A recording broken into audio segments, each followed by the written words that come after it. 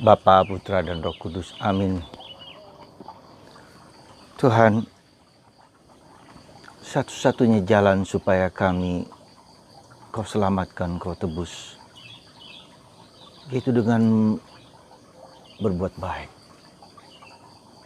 dengan mencintai, dengan mengasihi, bahkan terhadap orang-orang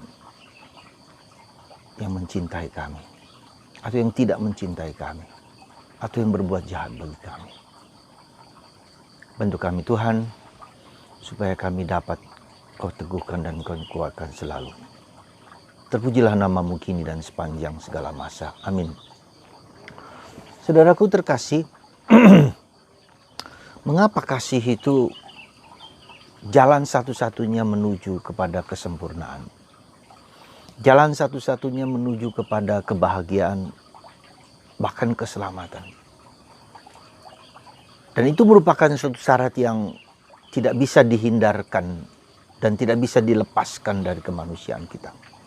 Katakanlah itu semacam DNA-nya kita. Ya. Nah, saudaraku terkasih dalam Kristus, hari ini kita diberi contoh dalam bacaan pertama minggu biasa ke-7 ini bahwa Daud yang dengan gampang sebetulnya bisa membunuh Raja Daud, Raja Saul yang mengejar dia bahkan mau membunuh Daud. Ya, tapi Daud tidak melakukan itu. Daud tinggal katakanlah sejengkal saja ambil tombak, ya, tembus nyawa Saul yang sedang tidur bersama pasukannya.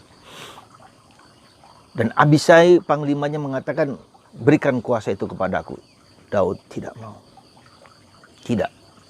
Bahkan dia hanya mengambil tombak, mengambil itu, lalu dia pergi keluar dan menunjukkan kepada Saul, ini silakan ambillah tombakmu ini. Suruhlah tentaramu untuk mengambil. Dan itu terjadi beberapa kali dalam diri Daud untuk membunuh Saul. Tapi Daud tidak. Kebesaran hati, mencintai, mengampuni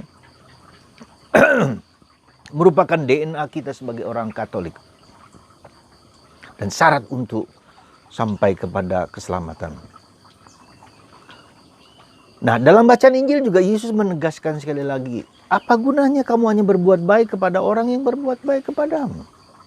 Penjahat pun, musuh pun, orang kafir pun hanya melakukan yang baik untuk orang-orang yang baik untuk apa?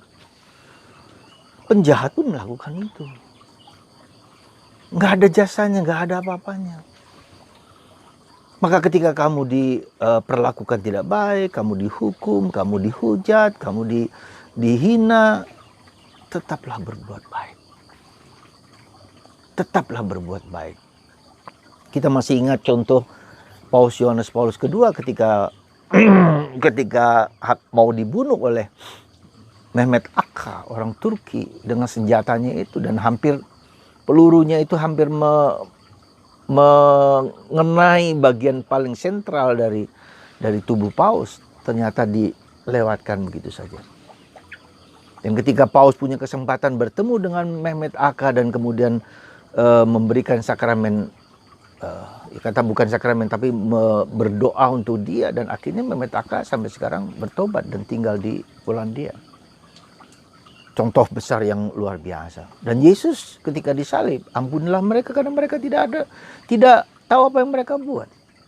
Saudaraku terkasih, luar biasa ajaran Yesus ini. Dan itulah yang Yesus ajarkan, itu bukan sesuatu pengalaman manusiawi kita.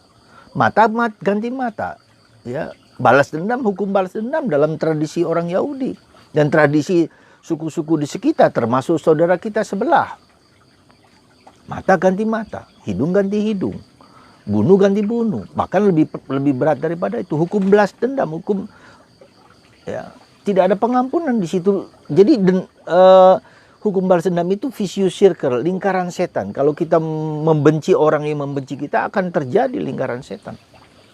Mungkin anaknya akan membenci kita, ya, anak kita juga membenci mereka, lalu terjadi sesuatu yang permusuhan yang tak pernah selesai, dan itu terjadi sekarang ini di Israel, ya, antara Israel dan Palestina, nggak selesai, nggak damai-damai. Dan Yesus memutuskan, justru kehadiran Yesus itulah yang memutuskan benang balas dendam itu, ya.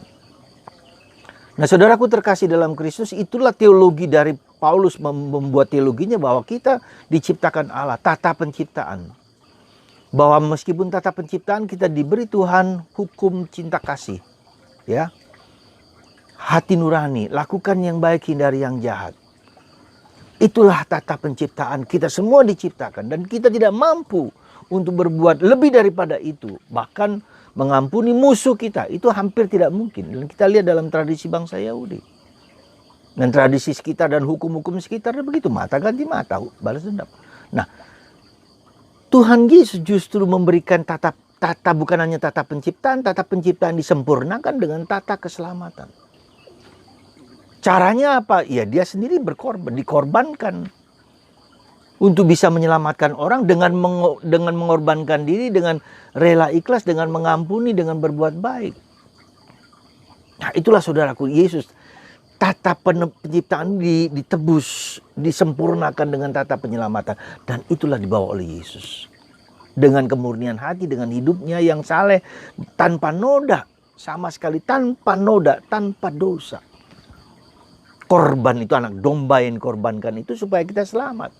Dan itulah teologi kita orang Katolik, orang Kristen. Dan karena kita tidak mampu, maka Tuhan memberikan kepada kita siapa? Roh Kudus yang menguatkan, mendorong kita untuk bisa mengampuni, untuk bisa memaafkan, untuk bisa berbuat baik, berbuat kasih kepada orang di sekitar kita. Itulah saudara, nilainya menjadi orang Katolik, nilainya mengikuti Yesus. Dan itu harus terjadi padaku, bukan hanya pada orang lain, padaku sendiri.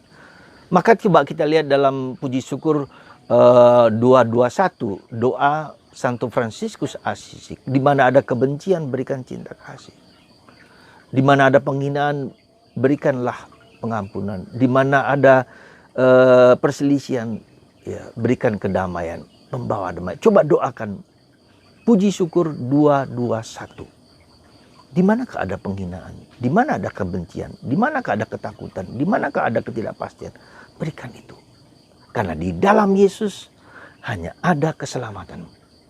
Sekali lagi, keselamatan hanya ada di dalam Yesus. Karena Yesus membawa kita kepada keabadian, membawa kita kepada cinta kasih yang sempurna. Dan kita dipanggil untuk mencintai secara sempurna. Dan itu harus menjadi korban.